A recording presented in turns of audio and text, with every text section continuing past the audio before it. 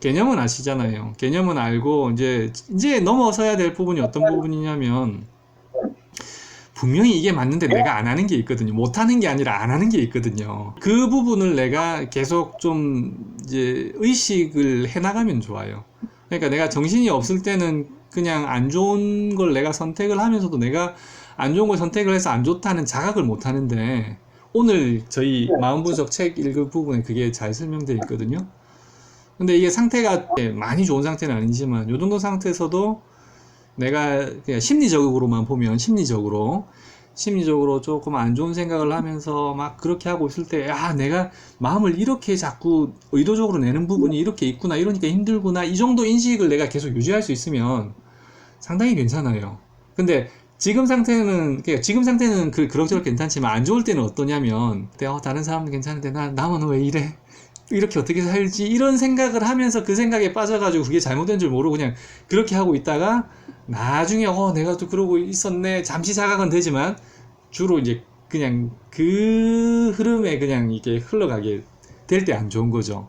근데 지금처럼 좀 이 상태가 괜찮을 때, 그럭저럭 괜찮을 때 이걸 연습을 조금 해 놓는 거죠. 공부를 하고 연습을 하고 준비를 해놨다가 그 상태에 내가 빠져들 때 한번 애써서 한번 써보고 되면 좋고 안 되면 괜찮아. 안 돼도 괜찮아요. 안 되면 내가 어떤 부분 안 됐는지 이제 지나고 난 다음에 알고 또 적용을 하면 되거든요.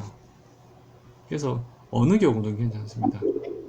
사실 오늘 내용이 굉장히 핵심적인 부분이에요. 이게 경물치지 성의 정심 수신 중에서 성의가 제일 중요한 부분이거든요. 근데 오늘 그 성이 들어가는 부분이고 오늘 나오는 그런 사례도 굉장히 좀 살펴볼 부분이 있어요. 이 경물은 공부하는 거잖아요. 저희로 치면은 이런 심리, 마음이 어떻게 움직이는지, 그럼 어떻게 내가 지금 마음을 좀 잘 못 쓰고 있는 부분은 없는지, 뭔가 현명하지 못하게 만약에 그런 부분이 있다면은 그러면 그런 상황에서 어떻게 마음을 쓰는 게 현명한 것인지를 내가 몰랐던 걸 배워가는 게 경물이잖아요. 그럼 경물에서 이게 어느 정도 알미 좀 많아지면 대체로 내가 이 상황에서 이렇게 하는 게 맞아. 내가 실천을 못 하더라도 이 상황에서 마음을 이렇게 써야 돼. 내 마음이 이렇게 움직일 때는 비록 내가 그렇게 마음을 내지는 못하지만은 이렇게 내는 게 맞아. 이런 식으로 알아지잖아요. 이 아는 게 어느 정도 원만해지는 게 이제 치지. 실천할 수 있으면 더 좋고. 그죠? 네. 그러면 성의는 뭐 어떤 거가 될까요? 성의와 정신과 수신을 한번 지금 95페이지를 한번 펴보시고 압박을 하는 건 아니고 몰라도 괜찮습니다. 그러면 저기 보면 성의 정심 수신의 그 중간에 보면 성의 정심 수신 보면 성의에 한자로 의자가 적혀 있고 그죠? 정심에 심자가 적혀 있고 마음 심자. 정심은 어떻게 설명이 가능할까요? 생각의 토양과 정심을 서로 연결시켜서 만약에 설명을 한다면 그래서 여기서 잘하셨어요. 여기서 마음이라는 것은 이 보통 생각 상황에 처해서 내가 의도하지 않아도 나한테서 올라오는 생각과 감정을 보통 말하거든요. 그래서 우리가 지금까지 해온 것은 1장에서는 수신 부분을 받고 몸으로 드러나는 반응. 근데 몸으로 드러나는 반응이야 사실 우리가 그 이전에 어떤 몸으로 나타나기 전에 마음의 움직임이 있으니까 그걸 몸으로 하는 거잖아요. 그죠? 마음의 움직임이 있으니까 몸으로 하는 거고. 그러면 우리의 생각과 감정은 어디서 비롯되느냐? 우리가 애초에 가지고 있던 어떤 생각의 토양에서 비롯되지 않겠나? 이런 개념으로 접근을 하는 거죠. 그래서 성의는 생각의 토양이 건강한 거. 이 건강한 생각의 토양을 가지고 있으면 건강한 생각의 토양은 이건 형체는 없죠. 우리가 알아차릴 수는 없죠. 느낄 수도 없고. 하지만 상황을 딱 만났을 때 나한테서 올라오는 생각과 감정을 딱 보면 내 생각의 토양이 건강했나 하지 않았나를 알 수 있는 것이 아니겠나 이렇게 보는 거죠. 설명이 좀 어렵나요? 그렇습니다. 그래서 이걸 한번 읽어보죠. 5단계 중 가운데 한번 읽어봅시다.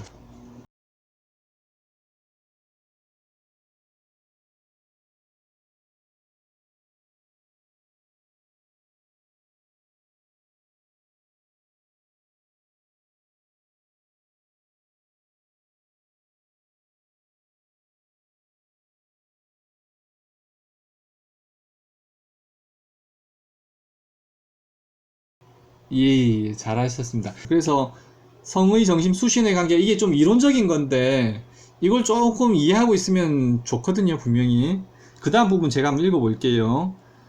이제 성의, 정심, 수신의 관계입니다. 정심은 성의에서 비롯됩니다. 성의는 의가 건강한 것을 말합니다. 건강한 의의 극치가 성의입니다. 의가 건강하지 못하면 상하에 처해서 생각과 감정이 건강하지 못한 쪽으로 흐릅니다.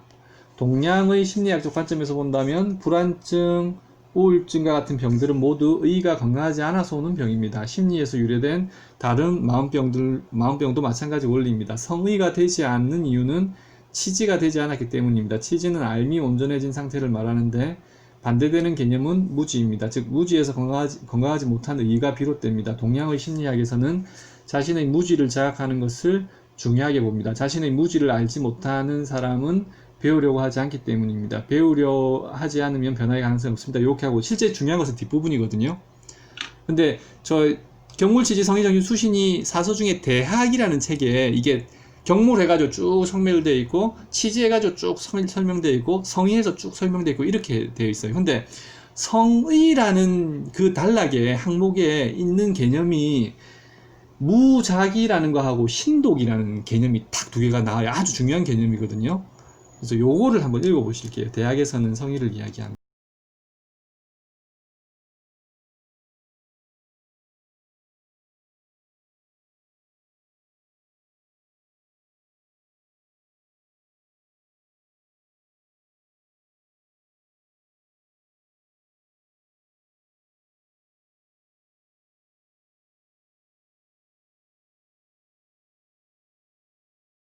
이게 여기서 무작위가 자신을 속이지 말 것인데 이게 어떤 거냐면 내가 나를 속이는 줄도 모르고 잘못하고 있는 거예요. 내가 잘못된 행동을 하는데 스스로는 그게 잘못된 행동인 줄 모르고 하는 거예요. 그런 걸 줄여나가라는 뜻이 많은 것 같아요. 그러니까 내가 야 나는 이걸 일부러 내가 속이겠다 이런 마음이 있는 게 아니라 나는 속인다는 생각도 없이 내가 틀린 행동을 하면서 내가 틀린 건 줄도 몰라. 이런 부분들이 있거든요. 예를 들어서 타고난 신체에 어떤 장애가 있다 할지라도 나는 왜 남과 다르게 이렇게 태어났어 라고 하면서 거기에 대해서 비관적으로 흐른다면 이거는 좀 좋은 심리 상태는 아니에요. 좋든 나쁘든 내가 어떻게 할 수 없는 부분에 있어서 선천적인 부분이라든지 또는 후천적으로라도 어쨌든 내가 현재 가지고 있다면은 일단은 인정하고 들어가야지 심리적으로 편안할 수가 있거든요. 물론 내가 몸이 뭐 불구다 또는 심리적으로 좀 문제가 조금 있어서 그게 좀 극복하기 힘들다 그러면 마음이 편치는 않겠지만 하지만 그 상황에서 어쨌든 내가 그럭저럭 살아가기 위해서는 현실을 살아가기 위해서는 일단은 인정 용납의 자세가 필요하거든요. 근데 내가 잘 모를 때 이런 걸 내가 배우지 못했고 다른 사람들 주변 친구들이나 선생님으로도 배우지 못한 상태에서는 그게 모른단 말이에요.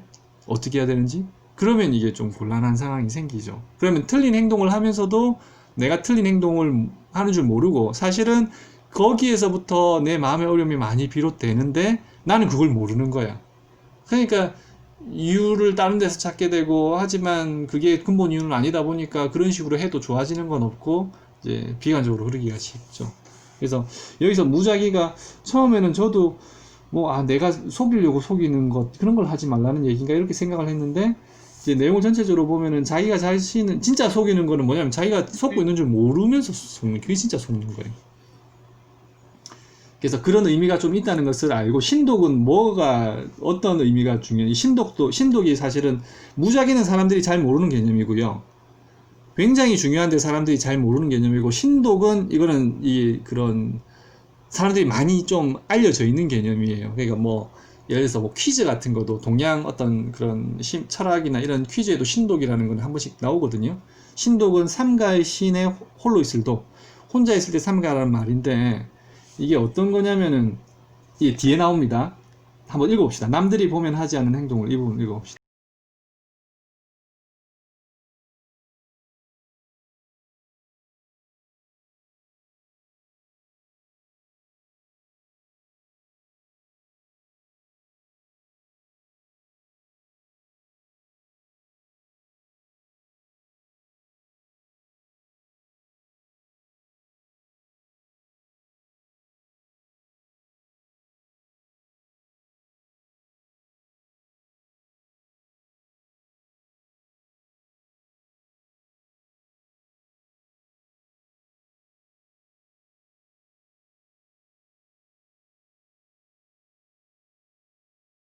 그래서 제일 끝에 뭔가 뭔가 생각과 감정, 그 다음에 신체적인 표현이 건강한 사람이라야 생각의 토양이 건강하다는 것이 증명이 되겠죠.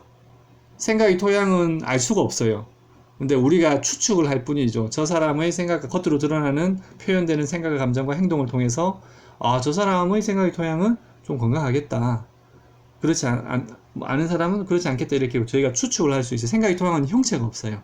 형체가 없고, 여기서 이야기하는 건 뭐냐면 혼자 있을 때 나오는 게 자기 본래 마음에 가깝단 말이에요.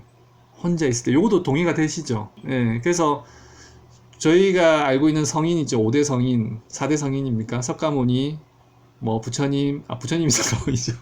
부처님, 예수님, 공자, 또 누굽니까? 예, 요런 성인들 있죠. 테스도 넣어주죠. 어딘가 또 마호메트도 넣어주는 데도 있고. 이런 분들은 아마도 추측컨대 남들이 볼 때나 혼자 있을 때나 거의 같지 않을까. 그분들의 제자들이 남긴 글이나, 물론 제자들도 보고 있을 때, 제자들이 논어에 보면 그런 얘기가 있거든요. 그러니까 스승님이 혼자 있을 때 관찰을 해가지고 적은 이런 것이 있어요. 있을 때 보니까 어떻더라. 또 공자도 제자가 집에서 어떻게 하나 가가지고 봐요. 그러니까 그 안현이라는 아주 자기가 아끼는 제자가 있는데, 그 제자를 칭찬하는 말을 할 때 내 앞에서만 그러는 줄 알았더니 집에 가서 보니까 그렇게 하더라. 이렇게 혼자 있을 때 어떻게 하는가 굉장히 이게 중요한 부분이에요. 남들 볼 때 잘한다고 잘 되는 게 아니죠. 그죠? 남들 볼 때 한다는 건 남들 시선 의식해가지고 할 수도 있잖아요. 그래서 내가 진짜 되느냐 안 되느냐, 이거는 최종적으로는 내가 혼자 있을 때 어떻게 하느냐를 봐야 돼요. 예를 들어서 내가 술을 좋아한다. 집에 어머니가 있을 때는 내가 안 마셔. 엄마 있으니까 집에 누가 보고 있으면 내가 또 동기부여가 되잖아요. 내가 보고 있을 때 내가 확실하게. 근데 없을 때 내가 어떻게 하느냐, 내가 이게 진짜 되는 거겠죠. 다른 것도 마찬가지로 운동을 한다. 남이 옆에서 저도 그래요. 저도 집에 식구들이 있을 때는 운동을 좀 더 열심히 해요. 잘해요. 먹는 것도 조금 자제를 하려고 그러고, 식구들이 없으면 이게 마음대로 되는 경향이 좀 더 쉽게 나오죠. 그래서 최종적으로 내가 되느냐 안 되느냐는 혼자 있을 때. 그래서 이 개념을 가지고 계시는 게 좋아요. 가지고 계시고 보시면 좋습니다.